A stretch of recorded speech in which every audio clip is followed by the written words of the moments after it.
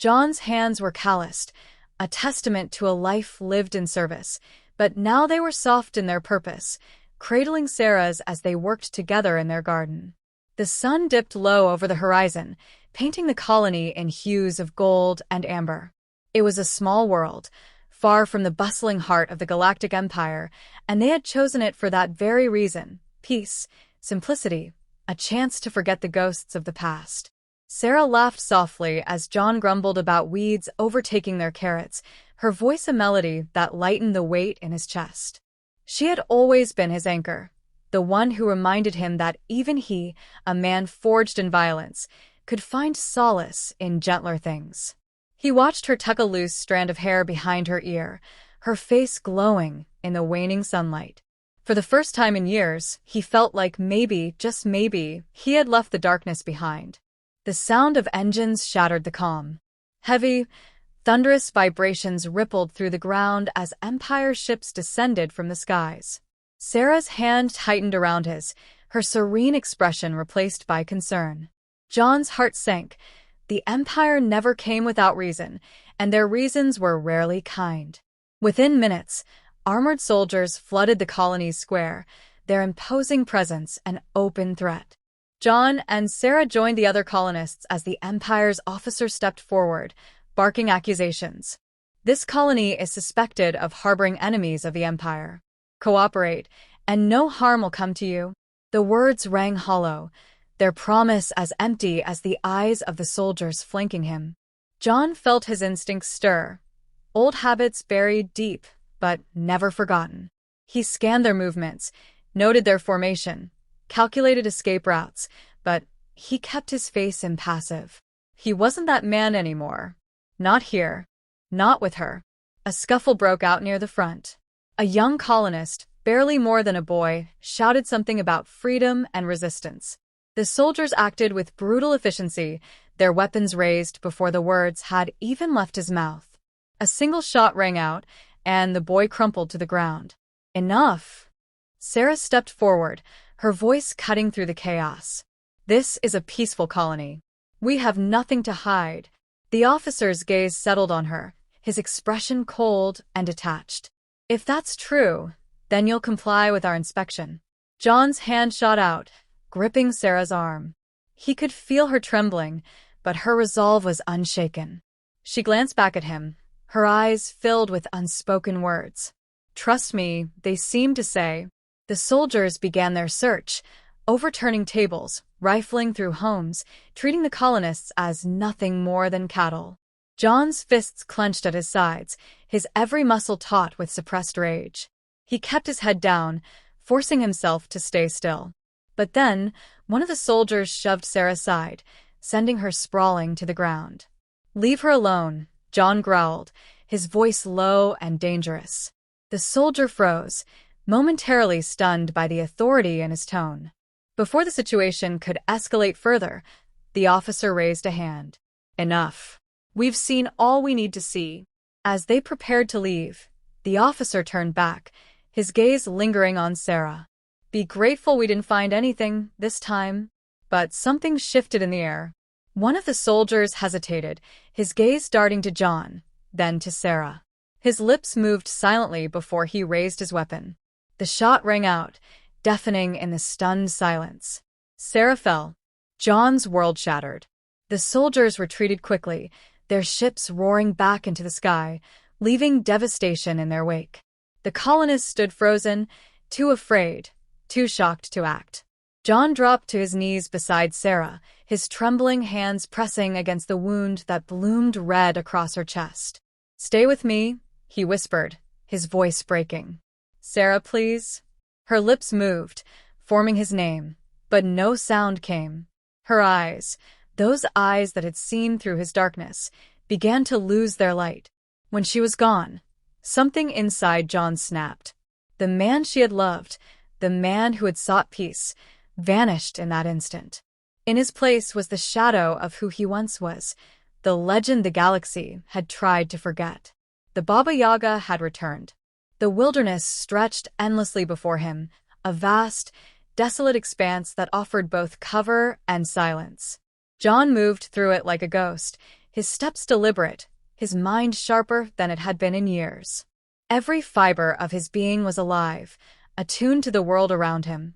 The grief still burned deep in his chest, but he had honed it, transformed it into fuel. The Empire had taken everything, and now he would give them a reckoning.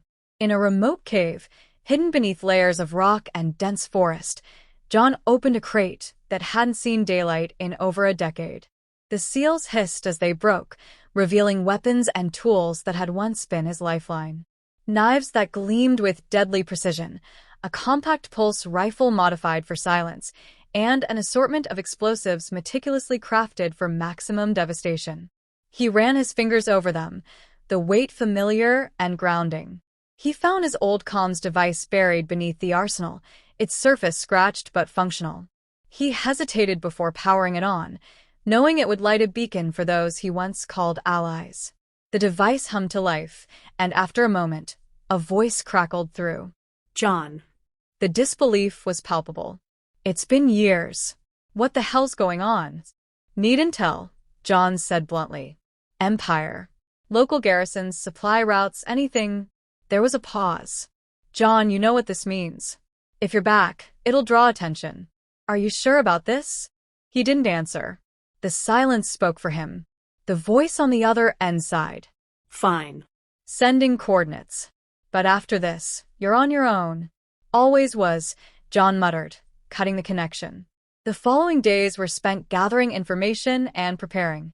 He stalked the Empire's patrols, observing their routines, noting their weaknesses. They were efficient, disciplined, and heavily armed, but they were also predictable.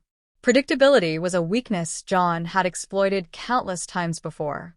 He scavenged parts from abandoned tech, building improvised devices that could disable security systems or detonate remotely. Every trap, every weapon was a piece of the puzzle he was assembling, each one designed for a specific purpose. The Baba Yaga wasn't just a name, it was a legacy of fear, and John intended to remind the galaxy why. He came across an old settler's junkyard, a treasure trove of forgotten machinery. There, he found a derelict transport droid, its programming fried but its chassis intact.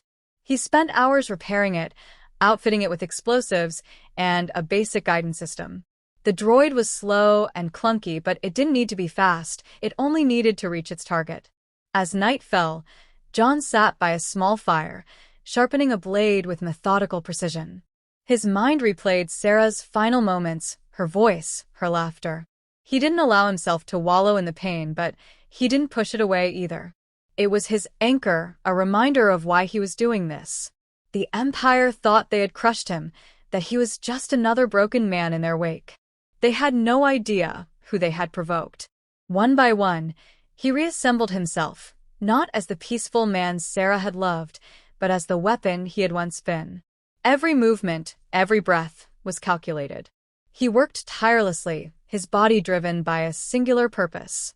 The Empire had to pay, and he would make them understand the cost of their arrogance. The final piece of his preparation was a message, one he left scrawled in blood-red paint on the remains of a supply crate he sabotaged. Baba Yaga is coming. By the time the Empire found it, it would already be too late. The Empire's outpost stood on the edge of the colony's ruined territory, a stark, metallic scar against the natural landscape. It was a hub of activity, with soldiers moving in rigid patterns, their movements efficient but predictable. John had been watching them for days, studying their rotations, the placement of their sentries, and the timing of their supply runs. Every detail mattered, and he missed nothing. When the moment came, he struck with precision. The first explosion ripped through the eastern barracks in the dead of night. The fireball lit up the sky, casting long shadows as soldiers scrambled in confusion. The alarms blared, a deafening cacophony that masked John's silent approach. He moved like a phantom through the chaos, his footsteps silent, his blade flashing only when necessary. The guards he encountered never had a chance to react, their bodies crumpling silently to the ground. He left no survivors in the outpost's command center, ensuring their communications were severed before they could call for reinforcements. By the time the remaining soldiers managed to regroup, they found nothing but destruction and a chilling message scrawled in ash on the wall. "I am here." Word spread quickly. The Empire was a machine built on fear and control, and the sudden, calculated attacks on its operations disrupted both. Stories of the Baba Yaga began to circulate among the ranks, whispers of a human predator who struck from the shadows, leaving devastation in his wake. The soldiers grew restless, their discipline fraying as the fear took root. John didn't let up. His next target was a supply convoy transporting weapons and resources to the Empire's regional headquarters. He lay in wait along a narrow mountain pass, where the terrain offered no room for escape. The convoy was heavily guarded, with drones scanning the area and soldiers patrolling the perimeter. It didn't matter. The first vehicle hit a mine John had planted days earlier, the explosion flipping it onto its side. The convoy screeched to a halt as soldiers rushed to secure their positions, but John was already among them. He used the chaos to his advantage, striking quickly and disappearing before they could retaliate. His traps did the rest, hidden explosives detonating with deadly precision, turning the convoy into a fiery graveyard. By the time reinforcements arrived, there was nothing left to recover. The Empire's officers reviewed the footage from the drones, their faces pale as they watched the silent, methodical figure move through their ranks like a specter. "Baba Yaga," one of them muttered, his voice barely a whisper. The fear was spreading faster than John's attacks. Every soldier who encountered him, every outpost that fell, added to the legend. The Empire had built itself on the belief that it was invincible, but now that belief was crumbling. John struck again and again, each attack more audacious than the last. He infiltrated a communications hub, planting false data that rerouted Empire patrols into dead ends. He sabotaged a fuel depot, the resulting explosion visible for miles. He left no clues, no patterns to follow, only destruction and the growing sense that the Empire was no longer in control. The officers in charge of the region convened an emergency meeting, their faces grim as they reviewed the mounting losses. They deployed elite units, soldiers trained to hunt and eliminate high-value targets.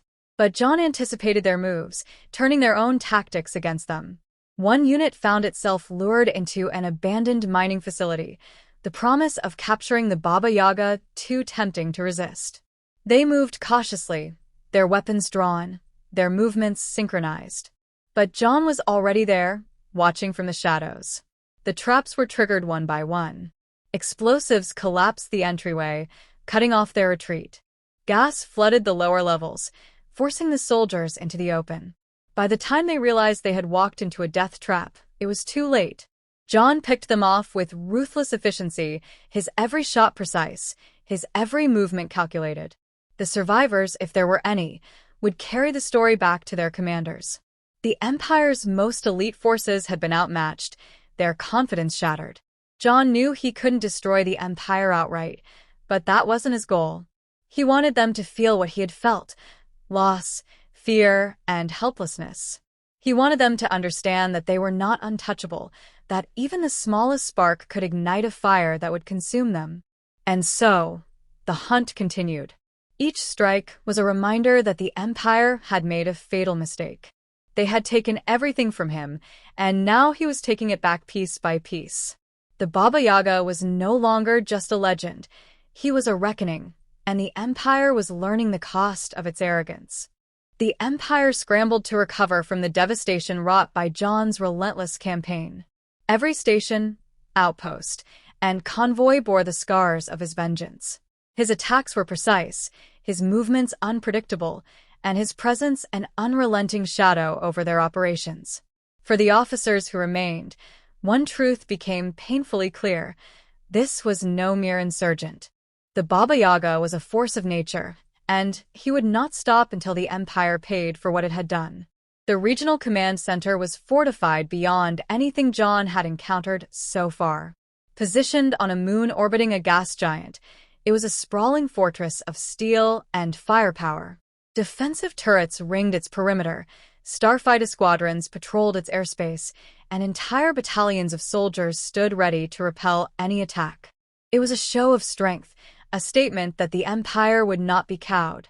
John knew better.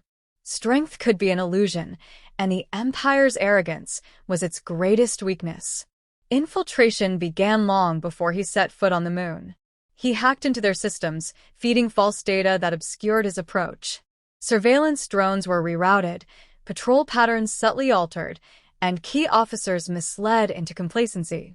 By the time John arrived, the fortress was already vulnerable, its layers of security cracked by his invisible hand. He landed his stolen shuttle in a remote maintenance bay, slipping into the facility unnoticed. The halls were wide and cold, filled with the faint hum of machinery and the echo of distant voices. He moved with purpose, his mind focused on the objective. This wasn't about destruction for its own sake. This was about sending a message, one the Empire would never forget. The command center's central core housed its nerve system, a labyrinth of servers and data conduits that coordinated the region's operations. It was heavily guarded, but John had studied their defenses, noting every blind spot and every moment of vulnerability.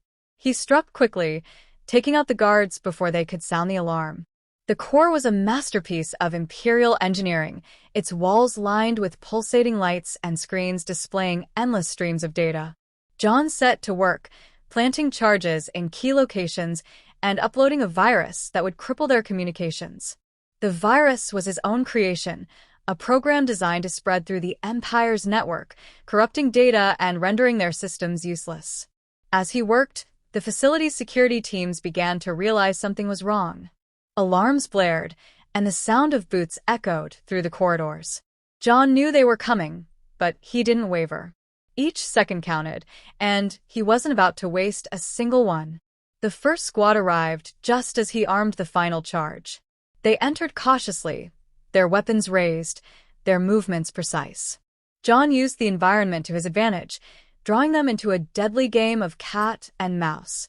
He moved through the shadows, striking from unexpected angles and disappearing before they could retaliate.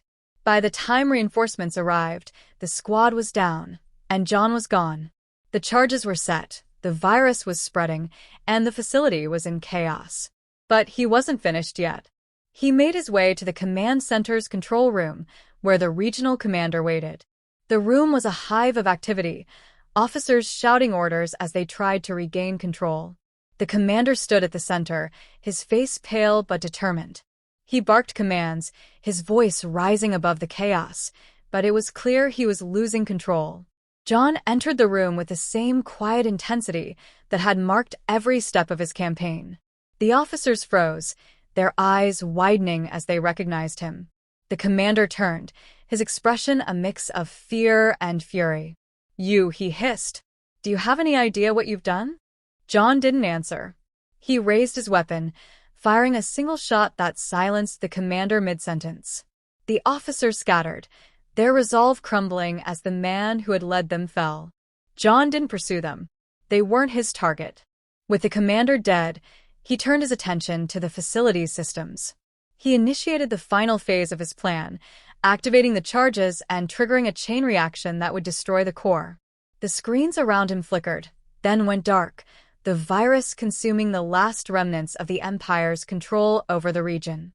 The countdown began, a robotic voice announcing the facility's imminent destruction. John moved quickly, retracing his steps to the maintenance bay, where his shuttle waited. The halls were filled with smoke and the distant rumble of explosions, the fortress collapsing from within. As he launched into space, the facility erupted in a blinding explosion, a fiery testament to the Empire's hubris. John watched from the safety of his cockpit, his expression unreadable. The moon's surface was scarred, its fortress reduced to rubble. The Empire's forces in the region were crippled, their command structure shattered, their operations paralyzed. But for John, it wasn't about the damage he had caused. It was about the message he had sent. The galaxy would remember this day, not as a victory for the Empire, but as proof that even their might could be challenged. The Baba Yaga wasn't just a man. He was a reckoning, a force that could not be silenced or controlled. As his shuttle disappeared into the void, the legend of the Baba Yaga grew. The Empire's officers would speak his name in hushed tones, their fear a shadow that followed them wherever they went. And for John, there was a grim satisfaction in knowing that his fight had not been in vain. He was alone, but he was not broken. The Empire had taken everything from him, but they had also given him a purpose. And as long as they continued to spread their tyranny, he would be there to remind them of the cost.